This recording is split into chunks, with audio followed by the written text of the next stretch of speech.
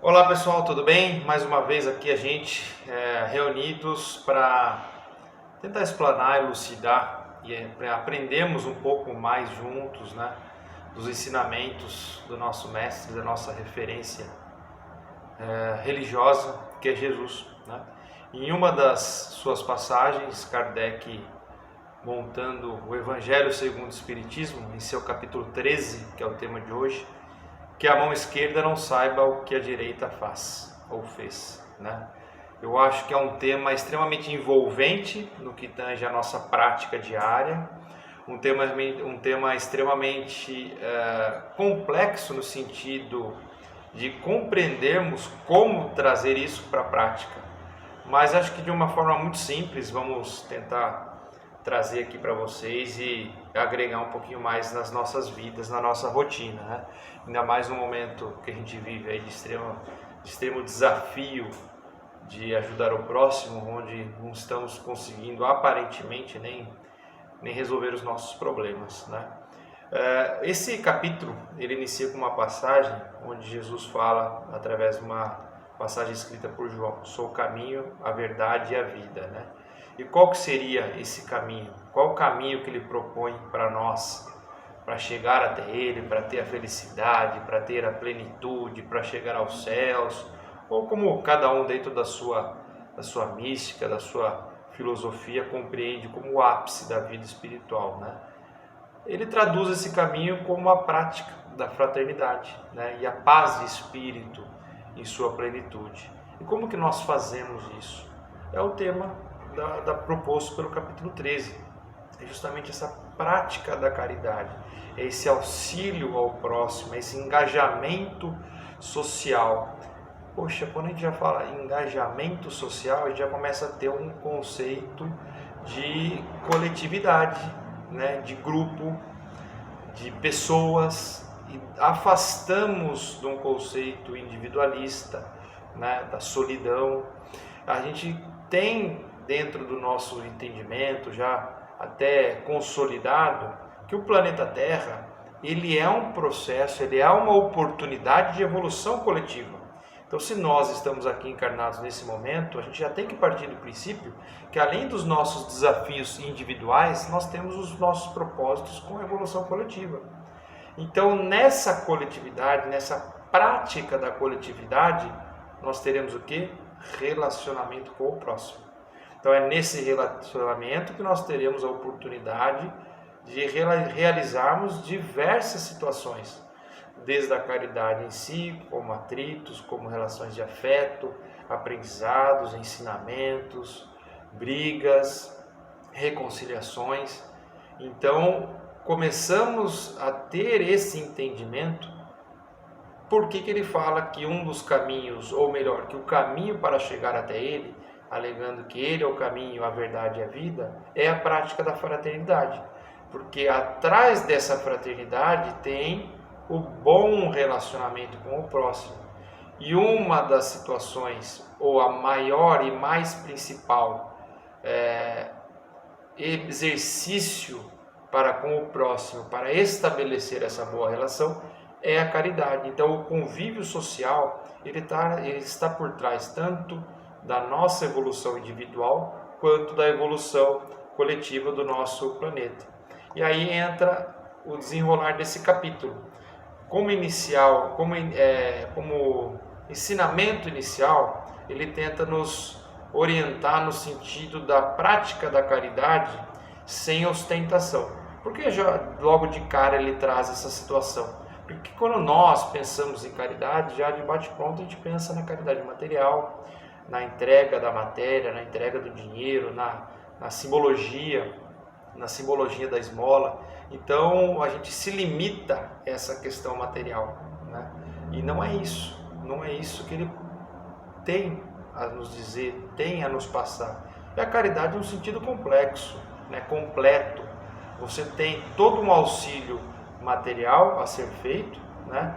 Mas, por óbvio, o auxílio moral, espiritual, coleguismo, companheirismo que você consegue desenvolver extremamente distante da matéria. Então é ouvir um amigo, ouvir um familiar, auxiliar um filho, auxiliar o vizinho, é você estabelecer bons relacionamentos no ambiente social, no ambiente de trabalho, no ambiente religioso, é você ter uma relação de respeito, amizade e cumplicidade dentro do relacionamento conjugal, do relacionamento afetivo, amoroso. Então tem uma série de formas que nós praticamos a caridade muito distante daquele conceito pequeno, pode-se dizer, que é a caridade moral. Então nós temos muitas formas de auxiliar ao próximo. E no Livro dos Espíritos, na questão 643, Kardec questiona os espíritos mais ou menos nesse sentido. Haverá alguém que, pela sua posição, seja material, social, intelectual, não tenha a possibilidade de fazer o bem? A resposta: não há quem não possa fazer o bem, ou seja, todos têm essa possibilidade. Somente o egoísta encontra ensejo de praticá-lo. Basta que esteja em relações com os outros homens para que se tenha a oportunidade de fazer. E não há dia na existência que não ofereça a quem não se ache cego pelo egoísmo oportunidade de praticá-lo. Porque fazer o bem não consiste para o homem apenas em ser caridoso, mas em ser útil na medida do possível, todas as vezes que a seu concurso venha a ser necessário. Então ele fala, entre linhas, de você ser útil. Então você atender uma demanda, atender uma solicitação, muito longe do conceito simplista da caridade material. Então traz também, para corroborar com a nossa pauta de hoje, essa resposta do Livro dos Espíritos. Você tem a questão, a partir do princípio que você já começa a tolerar mais o próximo, ser mais compreensivo, ser mais resiliente na sua postura, né? Você ser mais misericordioso com o próximo, ter mais compaixão. No mundo hoje de extrema polaridade que nós vivemos em todos os aspectos, hoje nós aqui, o nosso relacionamento está limitado por uma câmera de celular, por uma internet. A relação se tornou fria, as pessoas levaram ao seu grau de tolerância a zero, não existe mais essa compaixão, são ofensas, todo mundo se sente no direito de ofender o próximo, de ser dono da razão, né?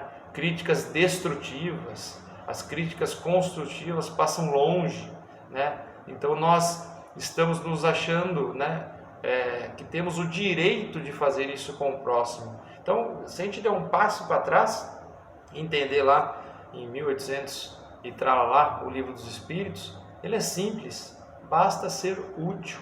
Estamos sendo útil? Nós estamos fazendo o possível ou o nosso melhor em cada dia da nossa existência? Com certeza, se estivermos fazendo o melhor dentro da nossa capacidade, esse melhor vai refletir no próximo.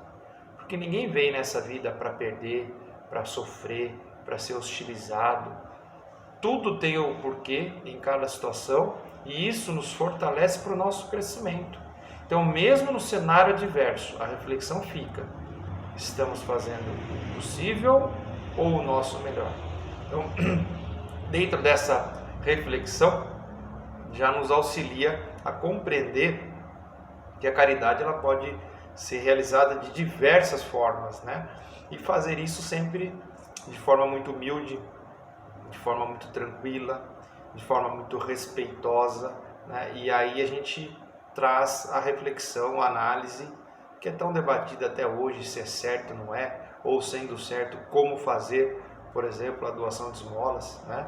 Independente do ato, no caso material, que a gente se desprenda e doe ao próximo, realmente que tenha esse sentimento de desprendimento, de humildade, de realmente você estar impregnando naquela doação material um amor, um afeto, uma mensagem de ajuda, uma mensagem para aquela pessoa que necessita de, poxa, vamos erguer a cabeça, vamos buscar produzir, se recolocar na sociedade, buscar o seu espaço novamente. Então eu tenho certeza, se a doação material ela vai com esse sentido no entorno espiritual, psicológico, de efetiva ajuda ao próximo, eu tenho certeza que ela vai ser recebida e interpretada por parte daquele que recebe de uma forma muito amena, de uma forma muito respeitosa e principalmente incentivadora para que ela busque algo diferente daquele cenário que ela vive naquele momento. E na sequência do capítulo, ele traz para nós a questão dos infortúnios ocultos. É um complemento desse primeiro entendimento que nós estamos tendo. O que seriam esses infortúnios ocultos? Que nas entrelinhas, nas situações mais, vamos dizer, simples que possam parecer, tem N situações de pessoas precisando de ajuda. Qualquer tipo de ajuda. Como eu falei no início, às vezes um simples ouvido, né, de alguém para escutar aquelas lamentações, um desabafo, um pedido de ajuda. Pode ser uma pessoa precisando de uma ajuda material. Então, momentos como principalmente estamos vivendo hoje, de pandemia, um cenário extremamente catastrófico em todos os sentidos, nós temos em cada canto, em cada cômodo, em cada empresa, em cada religião, em cada igreja, em cada casa, uma infinidade de situações de pessoas precisando de ajuda. Nós estamos vendo aí uma geração de adolescentes no auge da sua produção hormonal, desenvolvimento intelectual, sobrando literalmente energia, preso dentro de casa, sem poder sair, passear, ir para um clube, ir para uma festa, se divertir, fazer um churrasco. Então imagine o volume, converse com os psicólogos, psicanalistas, psiquiatras, o volume de atendimento que eles estão tendo que realizar com essa geração de pessoas, né? Pessoas que estão ficando reprimidas, que estão ficando depressivas, por não conseguir extravasar, não conseguir buscar um equilíbrio físico e espiritual, praticamente no auge da produção hormonal, física e desenvolvimento espiritual. Então, são pessoas que precisam nesse momento apenas de alguém que vá lá, abrace, dê uma força, dê uma ajuda, fala, vamos sair dessa, está todo mundo passando por isso, de um exemplo. Quer atitude de caridade mais simples do que ser exemplo? Pergunte a todos os educadores qual é a maior ferramenta de educação. É um livro, é uma apostila, é uma didática, é carga horária, né? São viagens, são estudos. Eles vão de forma unânime. É o exemplo. É o exemplo do professor, é o exemplo do pai, da mãe, dos irmãos, no ambiente de trabalho, do chefe, é do líder religioso. Então, acho que você ser exemplo hoje já é uma prática de caridade. Exemplo do bem, claro, né? Exemplo de boas posturas em todos os aspectos. Você levar as suas virtudes para o próximo, demonstrar essa virtude. Então, assim, a gente vai concluindo nessas primeiras explanações nossas que a caridade é de uma forma muito fácil de ser praticada.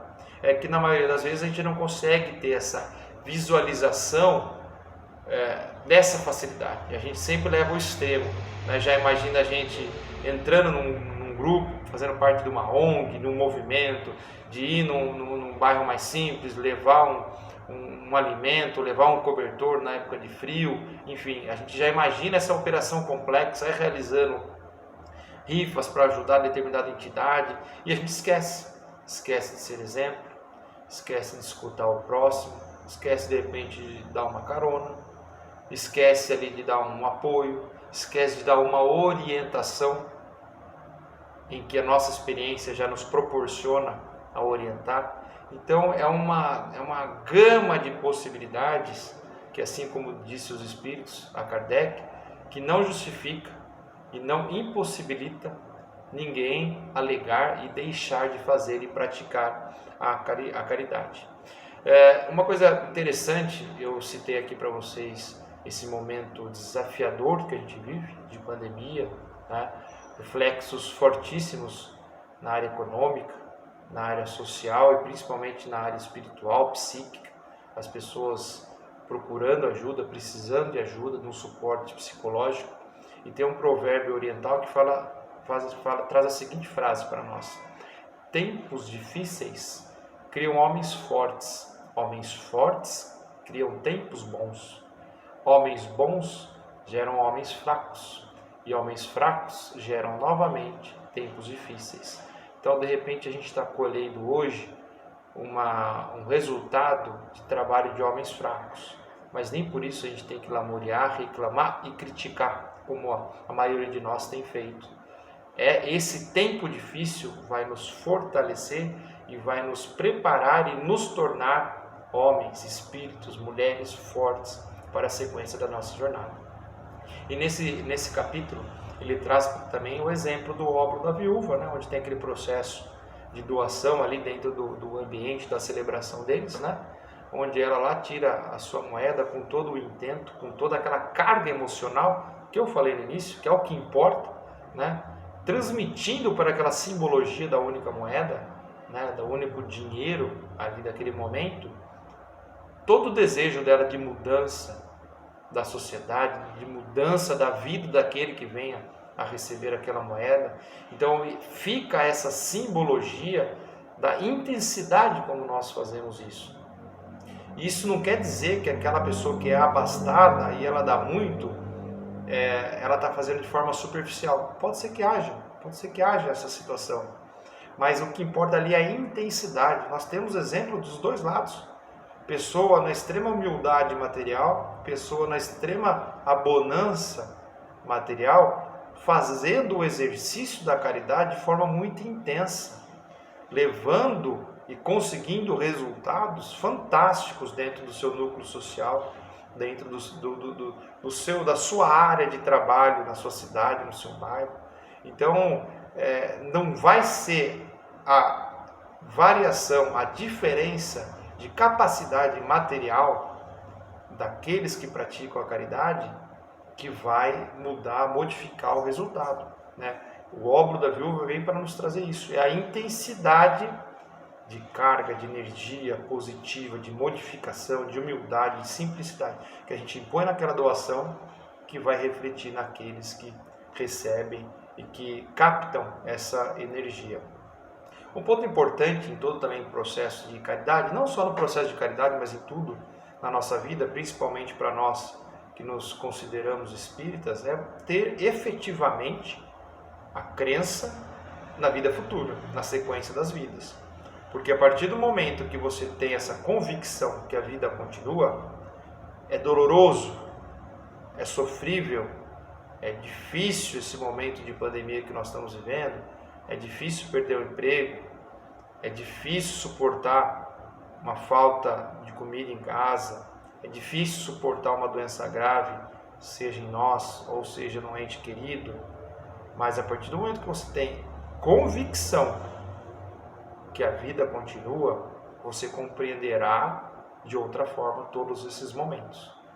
Todos esses momentos vão ser aprendizados de alguma forma. Ah, que forma, Vinícius? Isso é uma interpretação individual. Cada um, dentro da sua maturidade, dentro do seu momento, vai tirar o proveito daquela situação. Ah, Vinícius, é impossível. Então aí é uma reflexão interna. Não cabe a mim, não cabe a nenhum doutrinador querer empurrar para alguém o que tem que ser feito. Essa conscientização, essa reflexão é que o Espiritismo mais prega, que é a reforma íntima. Então isso nos dará força para compreender todos esses desafios, independente do tamanho que surjam na nossa vida, o que ele pode ou não proporcionar para nós nesse crescimento. E eu falei há pouco, e o capítulo destaca muito a questão de ser exemplos, né? Realmente isso se faz como diferencial hoje na nossa sociedade. A gente tem tido poucas referências, né? As pessoas não têm referência dentro do lar e procuram se espelhar em fantasias, né? Em pessoas que aparecem na televisão, que não são às vezes necessariamente nem de perto aquela ilusão, e as pessoas têm essa idolatria, né? Já foi o tempo que de repente o meu ídolo, o seu ídolo era o meu pai, a minha mãe.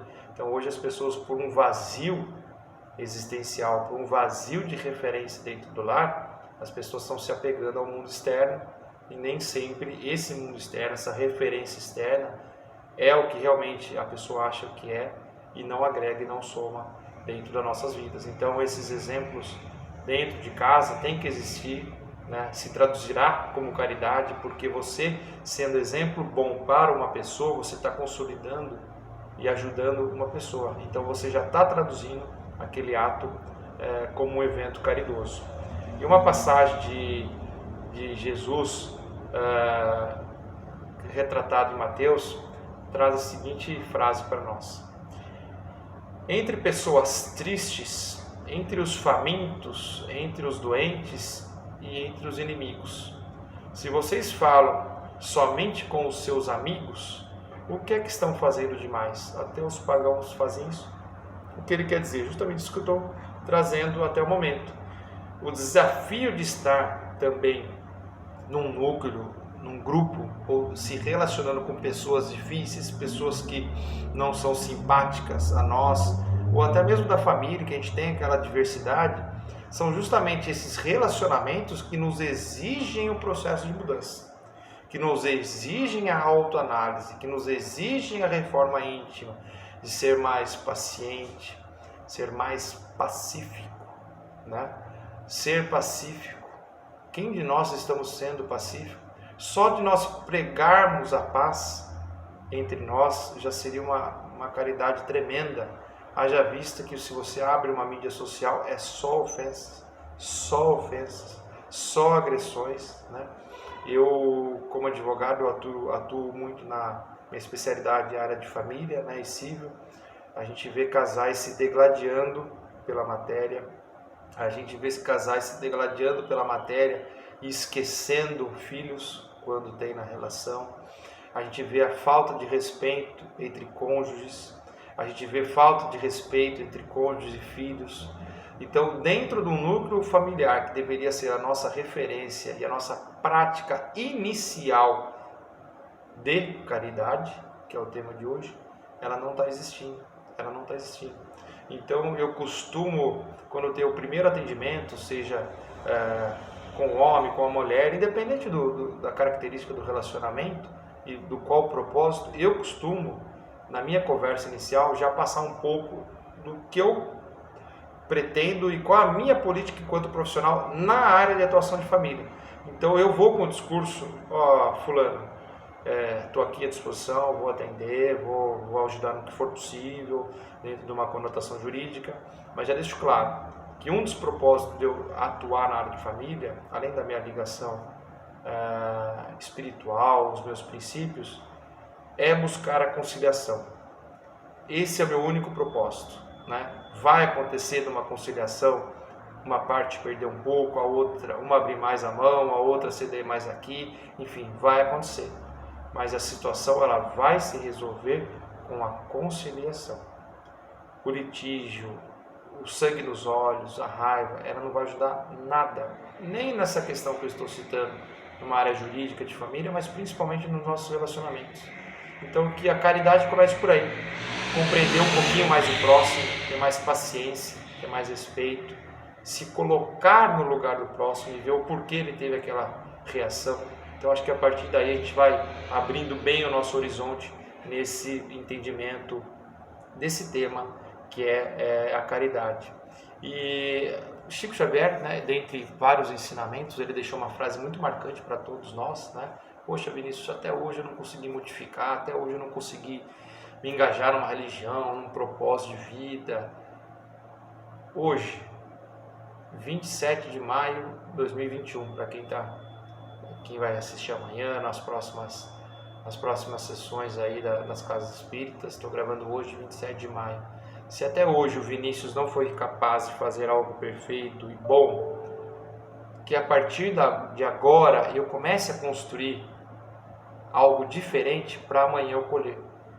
Traduzindo a frase do Chico Xavier, que é, embora ninguém possa voltar para trás e fazer um novo começo, hoje qualquer um pode começar a fazer um novo fim.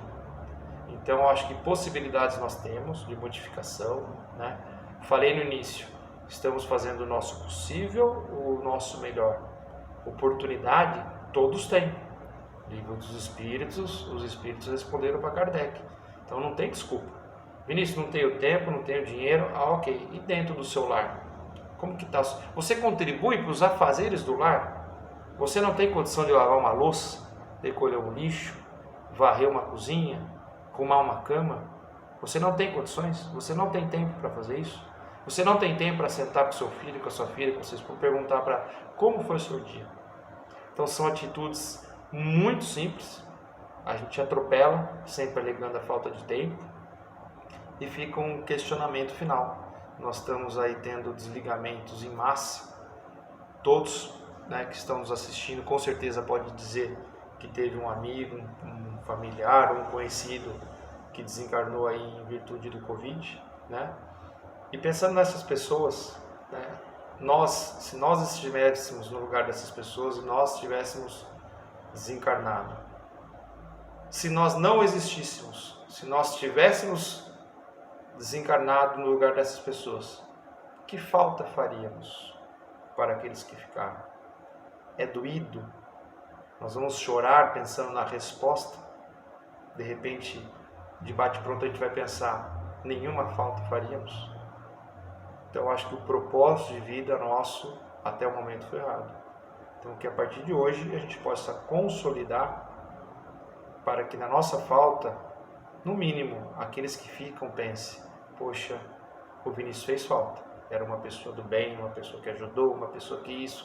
Então uma infinidade de virtudes, Então fica essa reflexão. Mais uma vez eu agradeço a oportunidade das casas, que mesmo em preleções à distância fica uma coisa fria, é gostoso sentir vocês, o calor humano. Para nós palestrantes, ver a reação de vocês, ver a face de vocês, como vocês estão reagindo a cada palavra que a gente profere. De repente a gente muda o caminho da preleção, né? Mas é o que cabe no momento. Se Deus quiser, num curto espaço de tempo a gente volta presencialmente a trazer para vocês aí os nossos temas, estudar mais, sentir mais esse calor humano e evoluirmos juntos, tá bom? Muito obrigado. Esse vídeo vai para as casas, depois fica salvo no meu canal do YouTube, é Vinícius Guide, tá? Deve ter alguns vídeos lá dos últimos anos, tem alguns vídeos lá dos últimos anos. Curtam, compartilhem, se inscrevam e vamos juntos aí, né, nessa crescente espiritual. Muito obrigado, fique com Deus, muito carinho, muito afeto para todos vocês e excelente semana.